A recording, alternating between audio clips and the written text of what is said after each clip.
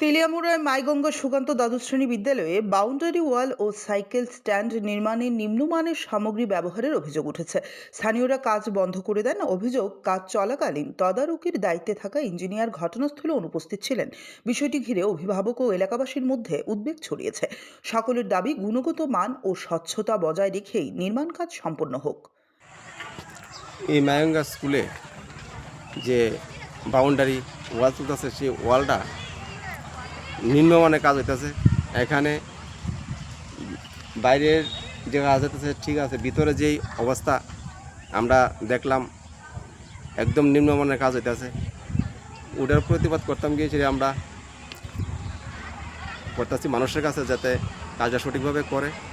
এবং এখানে কোনো বাধা টাধা নাই, কাজের সবই ঠিকঠাক আছে। এরা যদি একটা মানুষের কাছে একটা অপপ্রচার শুরু করছে যে কাজ বন্ধ রাখছে, কে বা কারা এটা কী বলছে আবল তাবল। আসলে এরা কাজটা এখান থেকে নিম্নমানের কইরা এরা যাওয়ানোর বুদ্ধি করছে।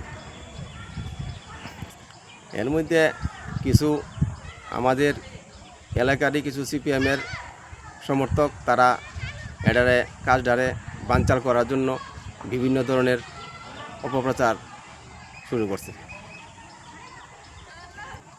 এটা কিছুদিন আগে জায়গা নিয়েও সমস্যা আসলো, এবং সরকার হওয়ার পর জায়গাটাও মীমাংসা হয়েছে এবং বিল্ডিংও হয়েছে, বাউন্ডারিও হইতেছে। এবং তারা এই উন্নয়ন দিকটা বিরোধী দলের কিছু সিপিএমের সমর্থক আছে, তারা সহ্য হইতেছে না, এটা বানচাল করানোর জন্য বিভিন্ন ধরনের প্রচেষ্টা শুরু করছে। এবং সেই কাজের জন্য আমাদের ত্রিপুরা রাজ্যের বড় বড় নেতারাও বলছে কাজ যাতে সুন্দরভাবে হয়, এবং প্রধানমন্ত্রী থেকে শুরু করে বলছে যাতে কাজ যাতে নিম্নমানের না হয়, সেটা যাতে সুন্দরভাবে হয় এবং জনগণের উন্নয়নের কাজে লাগে।